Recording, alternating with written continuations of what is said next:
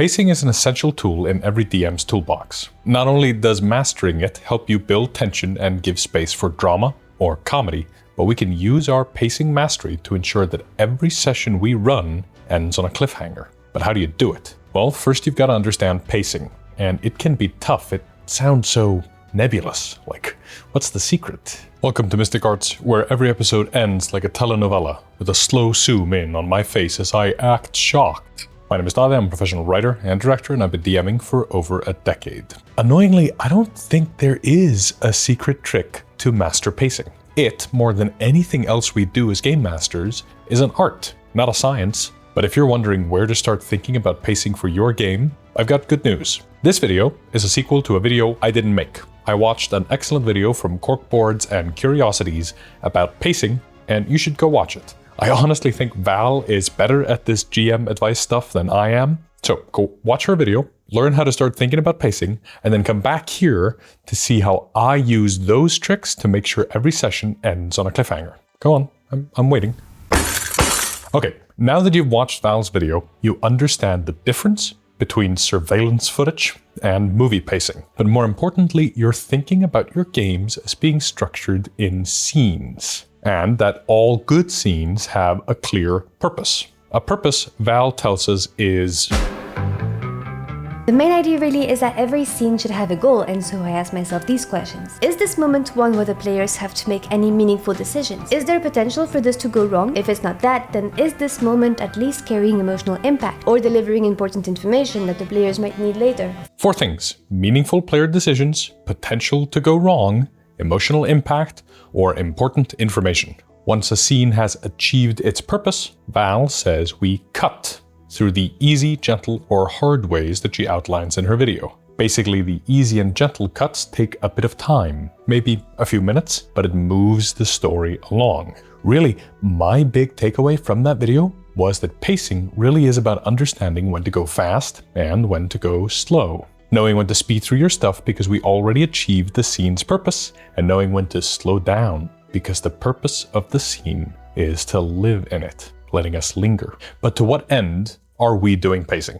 And what do we get out of it? Well, once we understand pacing, we'll understand how long things take. And once we understand how long things take, we can use that to make sure all our games end on a cliffhanger. But how do we do that? Well, I'll tell you after this. This video is sponsored by MITHOS, a system-agnostic TTRPG tool for game masters. It consolidates all of your tools into one place so you don't have to juggle multiple apps or Chrome tabs, so you can just focus on telling stories with your friends. It's got a party tracker, combat tracker, NPC generator, library, bestiary, session viewer, shop generator, weather tool, custom calendar, timekeeper, map display, session recorder, sticky notes, dice roller, custom layouts, and multiple campaign support. It's kind of amazing. It's made by a single developer, and it's a one-time purchase, no need for a subscription. You don't even need an internet connection. It runs everything locally on your device. And it's kind of incredible. The creator is a dungeon master like myself that's been DMing for about 10 years.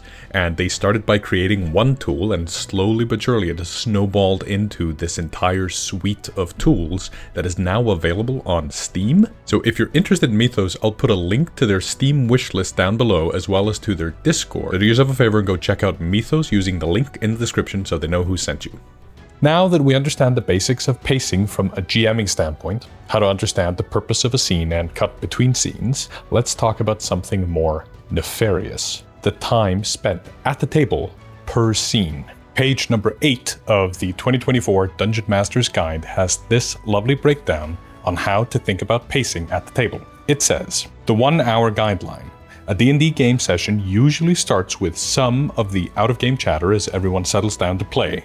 Once the session gets underway, most groups can accomplish at least 3 things during 1 hour of play, where each thing might be any of the following: exploring a location, such as a chamber in a castle or a cave, converse with an intelligence creature, reach a consensus on a divisive issue, solve a tricky riddle or puzzle, survive a deadly trap, fight a low difficulty combat encounter, or it also says a more difficult combat encounter might count as 2 or 3 things, and a tense negotiation could use up to an hour of play all on its own. Seems simple enough. How much you get done in a single session obviously depends on the length of your game sessions, how much time you spend per scene. Yeah, but I think assuming an average of 3 purposeful scenes an hour, that seems accurate to me. I think like 15 to 20 minutes seem right. We'll assume the last 0 to 15 minutes of the hour go into sort of short few minute soft scene transitions. Of course, like the DMG says,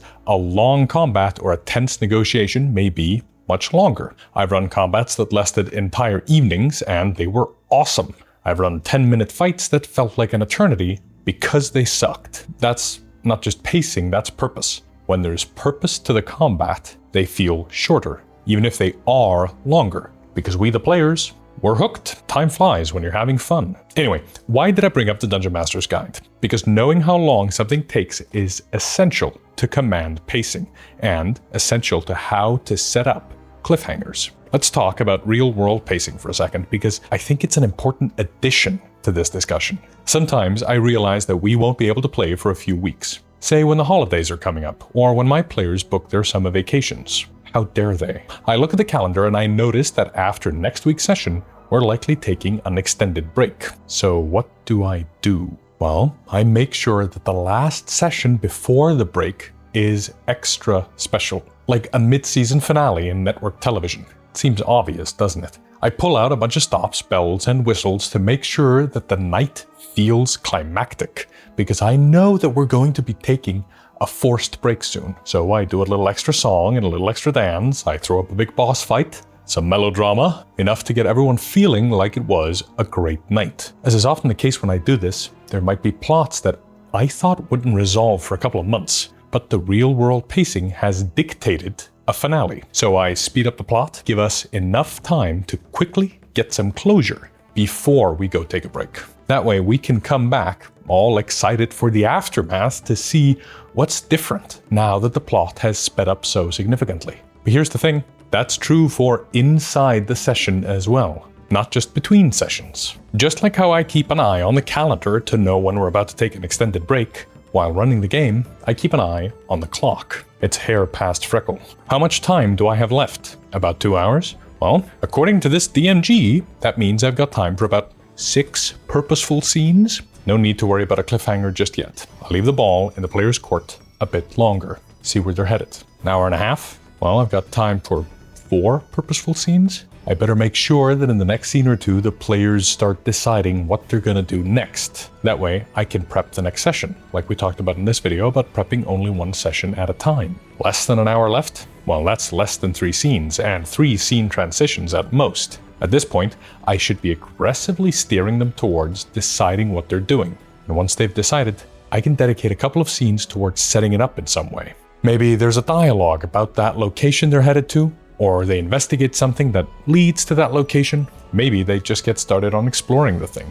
That last hour, I'm thinking about a cliffhanger. I'm thinking to myself, what's a great way to start the next session? And if that seems too far ahead in the future at the moment, I instead ask, what's a great question for me to ask at the end of this session so that I have a week or two to think about an answer? What crazy thing do I have in my notes that's half-baked but could be awesome if I had a week to flesh it out? We're approaching our time limit. Maybe we're even getting slightly over it. I use all of my meat computer's RAM on trying to find a line to end on, a moment to end on. What is it? What do I do? How do I make sure that we end on a good moment? I turn to a reliable list. Because when you think about it, there really are only about 5 types of cliffhangers. Cliffhanger number 1. Next session starts with combat. I make sure that this session ends with us dramatically setting up a combat encounter, describing the bad guys, describing the battle map that I'll have to draw next time, describing one of the villains menacingly, and that's where we'll pick it up next time. Cliffhanger number 2.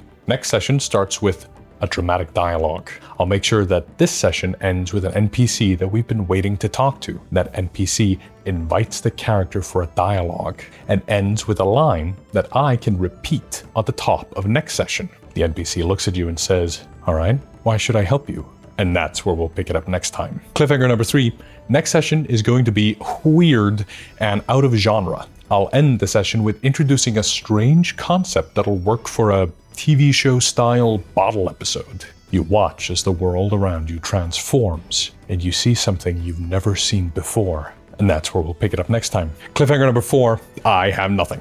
So I reach into my bucket of cutscenes to have the bad guys talk about something far from prying eyes. The players get an inside scoop on something dastardly the bad guys are planning. Strange things are in motion, and soon a trap will be sprung. And that's where we'll pick it up next time. Or, finally, cliffhanger number 5, the story. This ending reiterates the dramatic themes of the session by having an NPC state the theme out loud. Literally just lampshade it. I do a lot of roleplay heavy, political intrigue games, and I often find a single line of dialogue can kind of encompass the whole session into a thesis statement that brings the whole thing together.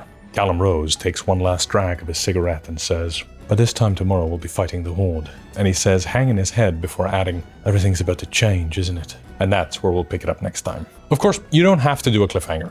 I just think they're a great way to keep your players hooked, to keep them thinking about the game between sessions, and they are relatively easy to add. As the clock starts ticking down to 11, which is our assumed end time, I start thinking about ways to close out the session. Any moment from 30 minutes before 11 to 30 minutes after 11 becomes a theoretical endpoint for the session. I think of an endpoint that could work, and I try and see if I can get us there over the course of 1 or 2 purposeful scenes, using the in-between scene transitions as a way to sort of hurry us along, make sure that we end on a good moment. And then I pick from the 5 types of cliffhangers: combat, dialogue, weird cutscene, or story endings. It's not foolproof. I often find myself eyeing the 11 o'clock endpoint, but my players want to roleplay more amongst themselves, so we usually run long. But sometimes one of them does me the favor and says something theme-encompassing themselves, out loud, unprompted. Let's say they've been working through a lot of character backstory stuff over the course of a session. A player might have their character